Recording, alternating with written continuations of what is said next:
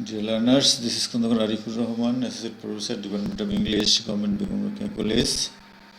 I am again with you with the topic voice sense, and today we will see how we can sense interrogative sentences from active to passive. So our discussion will center on sensing interrogative sentences from active to passive voice. Dear learners, you know, in active voice, we see the auxiliary verb at first. The sentence starts with auxiliary verb according to the tense. Then there is subject. Next you will see main verb. Then object, and there may be extension. This is the structure of normal interrogative sentence. And in passive, just you will have to follow the rule you have learned earlier in assertive sentences, and in this case you will have to one additional thing that is you will have to put the auxiliary verb before the subject. The auxiliary verb will have to be put before the subject, and this is the only thing we will have to do here. And for your convenience, to make the thing easy, you may turn the sentence into assertive one. Just you will send the sentence into assertive one, and you will just make it passive in the normal way, and then just you will have to put the auxiliary verb before the subject. Then your passive will be done. Just see the example. In active voice we see, do you take exercise regularly? And if you turn the sentence into an assertive one, then the sentence will be, you take exercise regularly, and just make it passive. Exercise, it is object, it will come first, exercise, and as this is a present indefinite tense, you will have to use am, is, or are.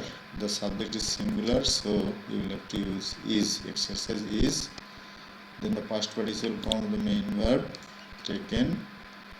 Then by as preposition, and then you will have to use you in place of object regularly. And this is assertive sentence. Just to make it interrogative, you will have to put the auxiliary verb before the subject. Before the subject. Is exercise taken by you regularly, and your sentence will be okay.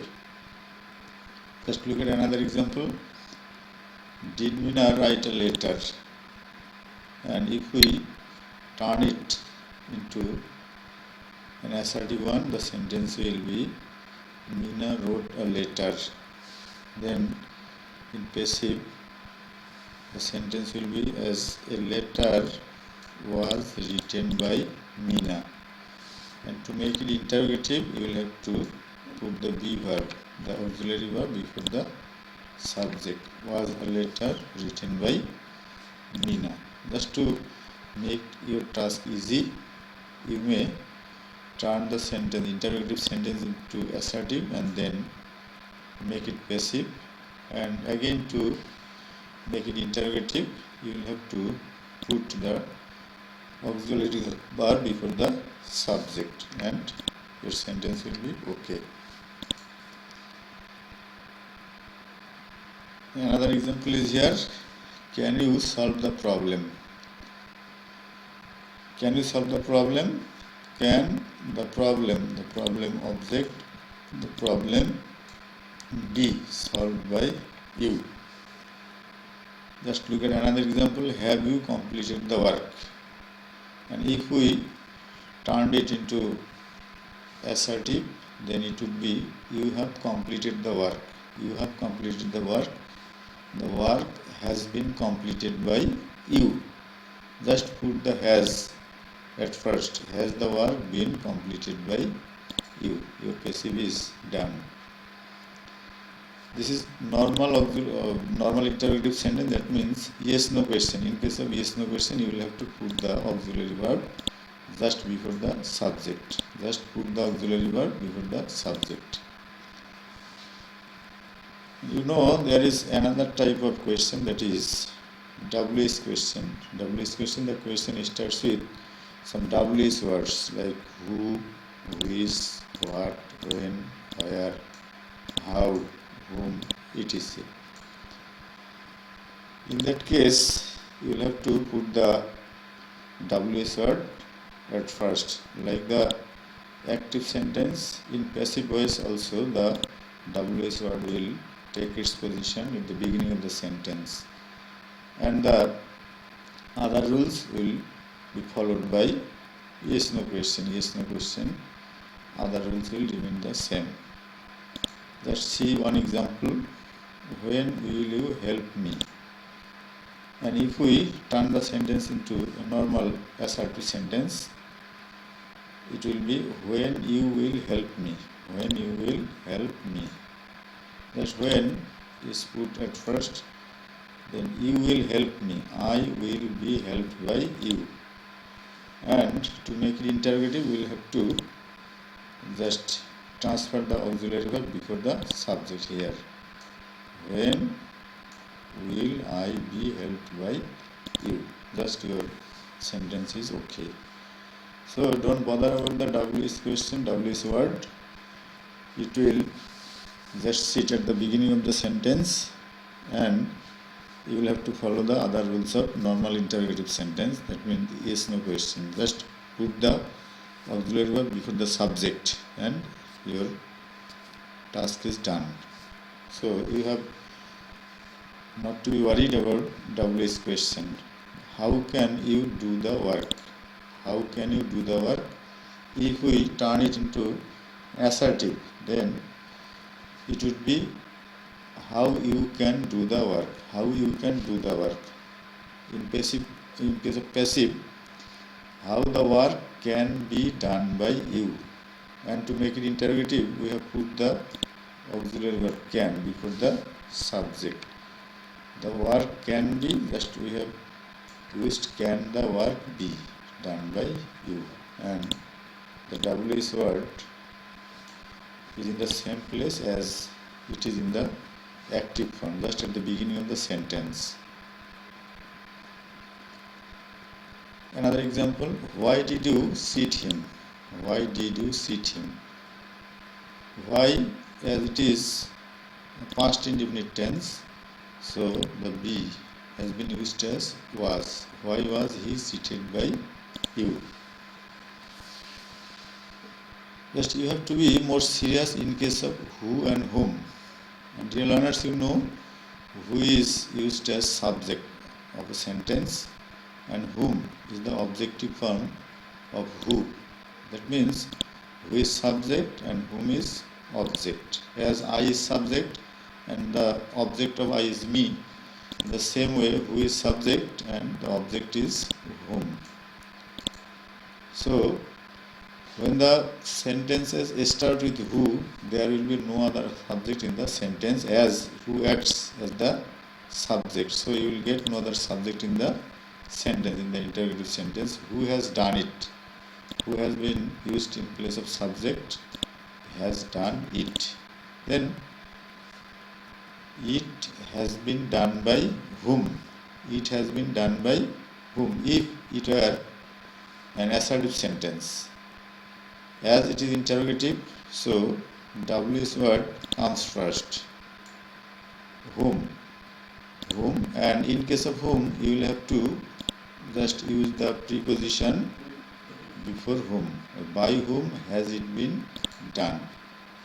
Who knows it? Who knows it? Just if it are assertive, it is known to whom? It is known to whom. And just put the be verb, put the auxiliary verb before the subject. Is it known to whom? Is it known to whom? Is it known to whom? And we know W's word always takes its position at the beginning of the sentence, and whom just moves with the preposition before it. So, to whom has been shifted to the beginning of the sentence, at the beginning of the sentence, then is it known. To whom is it known? We usually say that who is transformed into by whom, but we always don't get by with whom. There may be other preposition. The preposition will depend on the main verb. Know does not take by after it. Know usually takes to after it. So here we get to whom.